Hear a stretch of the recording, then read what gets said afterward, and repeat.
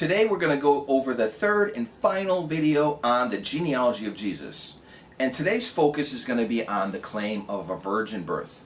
So, what the Christians have done, since they can't connect Jesus to the line of David through Joseph, so the first question that we had is like, why would you put these genealogies in if they have nothing to do with Jesus? There was absolutely no reason to put them in there.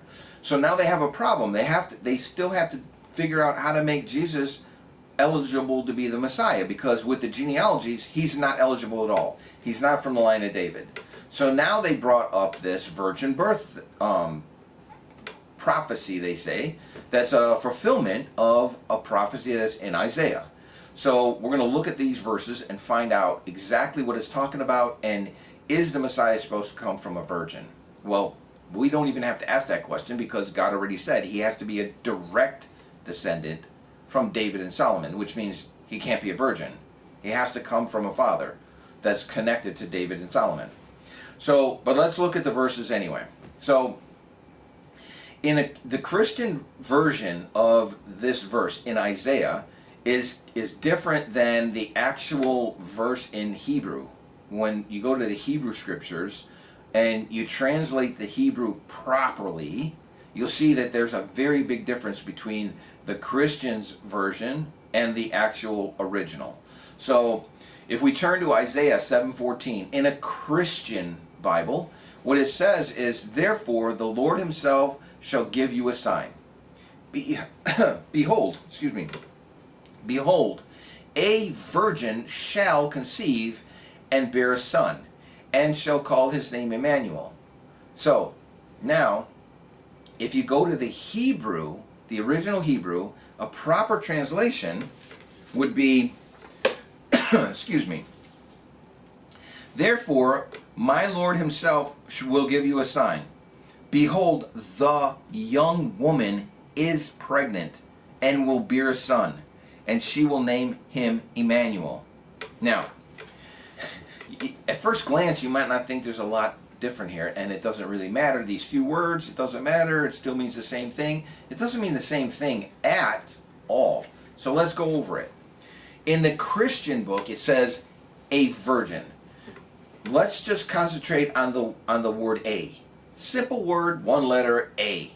What does a virgin mean? Or a truck, or a woman?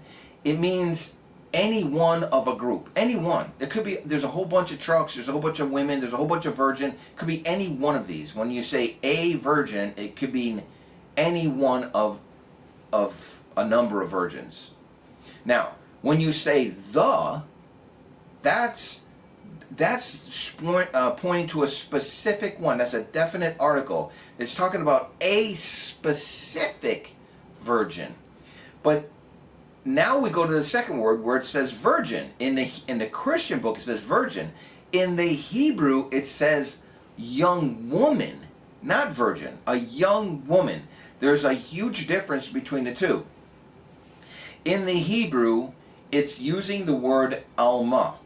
Now, alma means just a young woman. It's not conveying that she's a virgin. It's not conveying that she's not a virgin. It's just conveying an age group of women. It's a younger woman. She's not advanced in age. She's not an elderly woman, and she's not a child. She's a young woman. So it's not conveying virgin at all. If you want to say a virgin, you would say Betula. A Betula is a virgin. So that's the way you would say it if you want to stress that this particular woman is a virgin. It doesn't say that in the Hebrew. It says Alma. So this verse is not trying to stress a virgin. It's just trying to say it's a young woman. But then it says in the Christian, it says she shall conceive, which means she's a virgin. So she's not pregnant. She's gonna in the future. But in the actual Hebrew, it says she is pregnant. So what is it talking about? Isaiah he's got a woman right there in front of him, and he's talking to the king, and he's saying, the young woman, this one right here, she's pregnant right now. and she will give birth to a son, and she will name him Emmanuel. That's what it's saying. The Christians are trying to say that in the future, a virgin, some virgin in the future, will become pregnant and bear a son and call his name Emmanuel. So, do you see the huge difference here? They've manipulated the text in a subtle way, but it's major changes in it.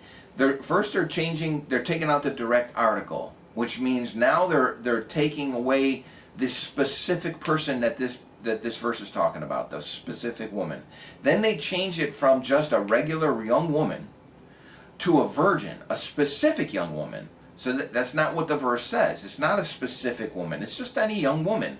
And then it says that she will become pregnant, because this is obviously a woman in the future, where the verse actually says she is pregnant. So what is this verse talking about? Is it a messianic verse? So what you have to do, this is verse 14 in chapter 7. So what is chapter 7 talking about? Then we'll get an idea who this woman is. So let's go to the beginning of chapter 7. So in a nutshell, what this is the king of Judah is in Jerusalem.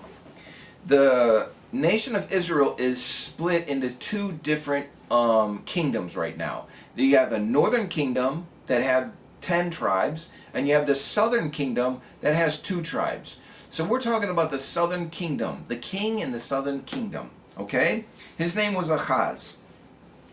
Now, Isaiah comes to him because he's really worried right now. He's worried because the northern kingdom, the 10 tribes, they joined forces, and they're going to come down, these two, the force of the northern kingdom of Israel and the kingdom of Aram, and they're going to come down and attack Jerusalem and try to take over the southern kingdom. So the king in the southern kingdom is very, very worried. So Isaiah comes to the king and says, listen, you don't have to worry. You don't have to worry about those two kingdoms. They're not going to affect you at all, because this is going to be your sign that God's going to save you from these 2 kingdoms, and you don't have to do anything. There's this woman right here, my wife, she's pregnant right now. She's going to give birth to a son, and his name is Emmanuel. Now, is that a sign? No. A pregnant woman's not a sign. A virgin's not a sign. No one can prove it one way or another. That's not the sign. What's the sign? The sign is when the kid is old enough to know the difference between good and bad, those 2 kingdoms that are trying to attack you, they're going to be wiped out. So you don't have to worry about it. That's your sign that you don't have to worry about these 2 kingdoms. But, so it's talking about an event that's happening right there. It's not talking about an event that's going to happen some 700 years in the future. How would that make the king feel comfortable or relax about these kingdoms that are coming and attacking him? It wouldn't help him at all. So this is not a future prophecy of the Messiah. So let's go over the verses. Let's start in chapter 7, verse 1.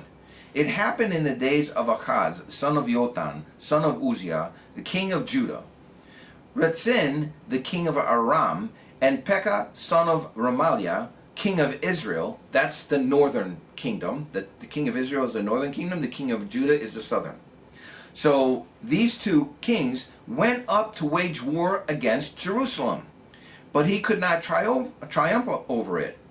It was told to the house of David, so that would be the king Ahaz, the king of Judah.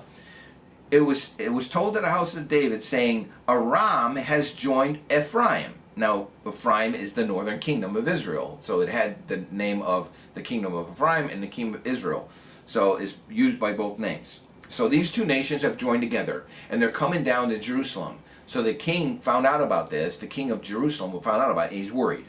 So his heart and the heart of his people shuddered, like a shuddering of trees in the forest in the wind. So they were shaking. They were so scared. So God says to Isaiah, go down and meet Ahaz, the southern king. You and your son, Sher Yashuv. And that name means a remainder will return. So in the Hebrew scriptures, most people don't realize the names that are given in the Hebrew scriptures, they're not just arbitrary names like Joe and Bob and Bill. They have specific meanings. So every time you have a prophet giving somebody a name, or a prophet's name, or his son's names, God's trying to express a point to somebody. So this son that he's taking with him, and his wife's coming too, but this is a son that's already born. God gives him this name because God's saying, don't worry, a remainder will return. In other words, you're going to be exiled one day, but a remainder will return. So he meets him at the edge of the channel of the upper pool, at the road of the launderer's fields. So this is an area right outside of Jerusalem. And he says to him, be calm and still, fear not. So he's trying to calm down the king. So how do you calm down the king? Am I going to calm down a king if I go to him and say, listen, king, you don't have to worry, because listen, 700 years in the future, some dude's going to come and it'll make it all better. Well, how does that help him? How does that help? It doesn't help him. It doesn't help him. It doesn't help his city. It doesn't help his people. So he says, let your heart not grow faint before these two smoldering spent firebrands. Don't worry about these two kingdoms. Before the burning wrath of Ritzin and Aram, and before the son of Ramaliah. Because Amram, along with Ephraim, the northern kingdoms, and the son of Ramaliah, his counsel evil against you, saying, let us attack Judah and vex it and annex it to ourselves, and crown the son of Tabiah as king within it. Thus said the Lord Hashem your God, it shall not endure, and it shall not be. For the capital of Aram is Damascus, and the head of Damascus is Ritzin, the king. In 65 more years, Ephraim will cease to be a people. The northern kingdom will cease to be a kingdom. The capital of Ephraim is Samaria, and the head of Samaria is the son of Ramaliah. If you do not believe this, it is because you lack faith. So Isaiah's given him a prophecy saying, listen, don't worry about these two kingdoms. God's going to wipe them out. They're not going to destroy Jerusalem. So he says, if you don't believe it, then you just don't believe God. I'm a prophet. I'm telling you what God told me to tell you. So then it says, goes on to verse 10. God spoke further to Ahaz, saying, request a sign for yourself from your God. Request it in the depths or high above. In other words, you don't believe that God's going to take care of these two kingdoms and save you from them. So request a sign that you can see that I'm giving you a prophecy from God himself. And it could be anything you want. You want a sign in the heavens, like you want the sun to stand still, or you want a sign in the depths where, I don't know, Godzilla will come out of the sea, whatever the depths would mean. In other words, he's saying, no matter what you ask for, God will give you this sign just to show you it. This is him saying it. So what does Ahaz say? Ahaz says, I'm not going to request anything. I'm not going to test God. So Isaiah realizes that Ahaz was an evil king. He was a wicked king. So Isaiah realizes that he still doesn't truly believe it. So Isaiah says in verse 13, Isaiah responds, hear now, O house of David. Is it not enough for you that you scorn human prophets, that you even scorn God? So he's saying, you really don't believe what I'm saying. Therefore, here's our verse. Therefore, the Lord himself will give you a sign. Behold, the young woman, my wife, this young woman right here, the young woman, she's pregnant right now. She's going to bear a son. And she will name him Emmanuel. What's Emmanuel? Why is she? It doesn't say we will name him. It says she will name him Emmanuel. Because she's the only one that calls this boy Emmanuel. Why? Because Emmanuel means God is with us. So this kid is a sign. And that's why his name's got to be God is with us. In other words, the kid being born is not the sign. the kid's name and his maturity is going to be the sign.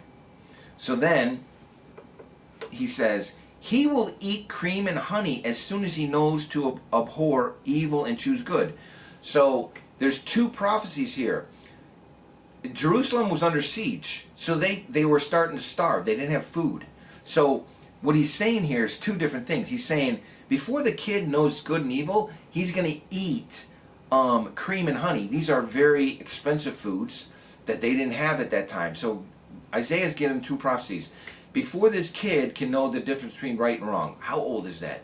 3, 4? He says before that, there's going to be enough food in Jerusalem where even the kid's going to be eating cream and honey. Then it says, the land of the two kings whom you fear will be abandoned. Within 3 years, they'll be gone. 3, 4 years. Later, God will bring upon you and upon your people and upon your father's family days such that have not come since the day of Ephraim turned away from Judah, the king of Assyria's invasion.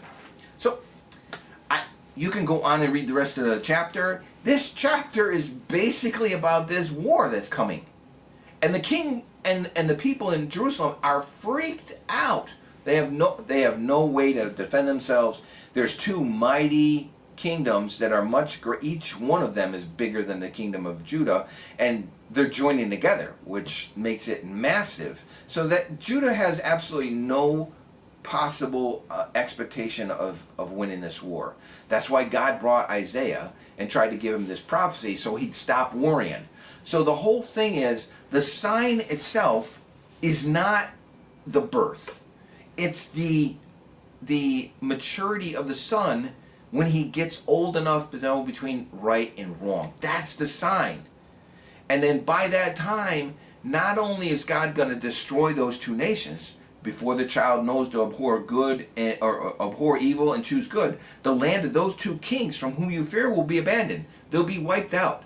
So see, that's the first prophecy. But by that time, you're going to have enough food in the city that people will be eating rich foods, like really expensive stuff that most people don't get. So those are the two things that's talking about. It's not talking about the birth itself. No one can prove a virgin birth. You got to say, what's a sign? What is a sign? And the simple meaning of the word sign is, it's something you see and it gives you warnings or gives you information. How do you see a virgin giving birth? Who knows this woman's virgin? Who? Only she could tell that. So there's absolutely nobody that can verify that this woman, if she gets pregnant, is a virgin. Nobody can verify that. So that's not a sign. Giving birth isn't a sign, because pregnant women give birth. That's nothing miraculous. Well, it's miraculous, but it happens all the time. So that's not something that God would say, look, that woman's going to give birth, so that's your sign that everything's going to be fine. That can't be a sign either. The sign is the maturity of the child is going to, before he gets to that point, those two kingdoms are going to be gone. That's the sign. So see, this verse has nothing to do with the Messiah. It doesn't even talk about a virgin. So, and it's talking about a specific woman, and this is Isaiah's wife is talking about. Now, how do we know it's Isaiah's wife? Because he just says the woman. So he's talking about a specific woman that apparently the king and Isaiah know. So, how do we know it's Isaiah or Isaiah's wife? That we just go to the next chapter, chapter 8. And it says, chapter 8 and verse 18. It says, this is Isaiah talking, and he's basically, thanking God. So he says, behold, I and the children whom God has given me are signs and symbols for Israel from God. So, you see, he's verifying it in the next chapter, who the boy that was going to be born, the child that was going to be born is. It's his other child. Notice he only brought one child with him and his wife. But now he says, my children. He has 2 children now, because both children are signs. The first child that was already born, his name was, a remainder will return. So the exiles will return. And the second child is the son that's going to be born, and before he gets old enough to know between good and bad, he will, or the two nations will be destroyed. So those are the two children, and those are the two signs. And Isaiah is verifying right here that these two kids are his kids. Isaiah didn't have Jesus. That wasn't his son. And Jesus was somewhere around 700 years in the future. So that's a complete bogus claim. Completely bogus. And the reason they had to do that is because they had to figure out how to make a claim that he's the Messiah. So they made this up. They changed the verse on purpose and tried to get you to believe that it's a foretold prophecy. It's not a foretold prophecy. But here's an even better clue for you. The church claims that if you just read Moses' book, you'll see Jesus because Moses wrote about Jesus. And then this verse here is a prophecy of Jesus. See, Jesus fulfills all these prophecies. Well, even the Christian book does not say that. It says it, but it also says the opposite. So it's double speak here. So Paul had a huge problem. He had to try to figure out why nobody wanted to accept this Jesus character that he was pushing on people. Bearing in mind that Paul never met Jesus. Paul wrote about Jesus somewhere around 20 years after Jesus died. That's when Paul started writing his books. Now, if you think that the books of Matthew, Mark, Luke, and John came during the life of Jesus, you should do just a little research, because you'll find out that those books were actually written long after Paul's books were written. Paul's letters were written around the year 50, roughly 50, 55, something like that. Now, Matthew was written somewhere in the area of 75, 80.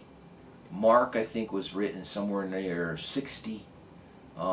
Mark actually comes before Matthew. They switched the orders around because they had to do that, because they wanted to give you these fulfillment verses in Matthew, these distorted fulfillment verses, so you'll get the idea that Jesus is the Messiah before you read Mark. Because if you read Mark first, you would realize that this is just some guy that nobody knew about. And that's exactly what Paul's problem was. Paul's problem was that nobody knew who this guy was. So Paul was trying to push this new religion. The Jews wouldn't have nothing of it. So Paul had to come up with the fact that, listen, yes, this guy does not fit the Jewish prophet or the Jewish prophecies that say what the Messiah is supposed to do. He doesn't fit it at all. But that's because he's not written in the Hebrew scriptures. He's not written in the prophets. So where do we get that? So there's 3 verses in the Christian book that claim that Jesus is not written in the Hebrew scriptures. So first, you got to go to 1 Peter chapter 1, verse 20. It says, quote, "He was chosen before the creation of the world." The he here is Jesus. "But was revealed in these last times for your sake." In other words, nobody knew about this particular guy in the past. Even though he was revealed back then, or chosen back then, God did not reveal this guy. But God reveals the Messiah very clearly about what he's supposed to do. So how come this guy was not revealed, but he's the Messiah? So that's how they're getting away with he's not part of the David line and he's a virgin birth. Nobody knew about this stuff because it's not written in the book. Then later on, they distorted the verse in Isaiah and tried to show, oh, what, there is a prophecy. Let's go to the second verse in the Christian book. Ephesians, I believe that's how you pronounce it, chapter 3, verse 4 and 5. This is what it says. "In reading this, then, you will be able to understand my insight into the mystery of Jesus, which was not made known to the people in other generations." So you see what it's saying? The whole idea of Jesus was not made known to the people in other generations. As it has been now revealed by the Spirit of God's holy apostles and prophets. So in other words, it's saying nobody knew about this guy. Nobody, when he came around and tried to say all this stuff, it was foreign to the Jewish people, the sages, the rabbis, all the priests, all of the congregations. Everybody said, this guy is not the Messiah, because the Messiah is supposed to do specific things. He's saying, no, don't worry about that. He was a mystery. Nobody knew about him. Third and final verse. First Corinthians chapter 2, verse 7 and 8. It says, no, we declare God's wisdom, a mystery that has been hidden and that God destined for our glory before time began.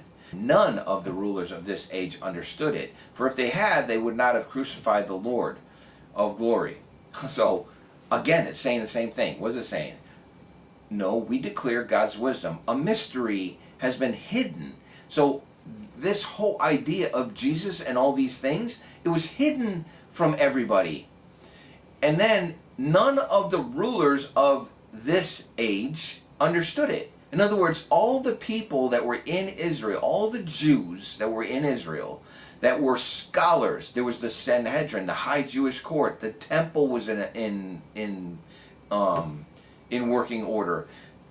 None of them knew about this Jesus character because he's saying it was a mystery. God didn't let anybody know about it. Well, that can't be, because God does talk about the Messiah. What else is we know that God will never bring a mystery. God explains that he had given us all the information that we needed, and we don't need to just take somebody's word for it that this is something new coming up. So how do we know that everything we need to know about the Messiah is already written in the Hebrew Scriptures, and there's no mystery that's going to come up, it's going to shock everybody, and we're going to have to change our way of thinking? So you go in, again, the Hebrew Scriptures, and you're going to go to the book of Amos, chapter 3, verse 7. It says, for the Lord God does nothing unless he has revealed his secret to his servant the prophets. So God's not going to have some mystery guy. Oh, this is the Messiah. He doesn't fit anything it says in the prophets. Oh, well, that's because he's a mystery. God says he reveals all of his secrets that you need to know about so you can get saved in the end. He reveals all that stuff through the prophets in the Hebrew Scriptures. So if Jesus is not in the Hebrew Scriptures, which he clearly isn't, then he's not the Messiah. And he can't claim to be a mystery that nobody knew about. So, again, I keep saying this. You have to look at these verses yourself. Your best bet on Isaiah in a Christian book is, since they've distorted verse 7:14, go to the beginning of the chapter. Look at what 7:14 is talking about in context. So when you read it, even when you get to the distorted text, you realize that it's not talking about a future event. So, and then again, all the other things that we've gone over, it shows that this is not a prophecy and that Jesus cannot be the Messiah. Simple as that. He did not do any of the things the Messiah is required to do. So that's a clear sign he wasn't the Messiah. So I hope this was helpful. If anybody has any suggestions on another video they want me to do on a specific fulfillment verse or a specific verse that they're concerned with or have questions with, please leave it in the comment section below. And with that being said, we will see you in the next video, and you have a wonderful day.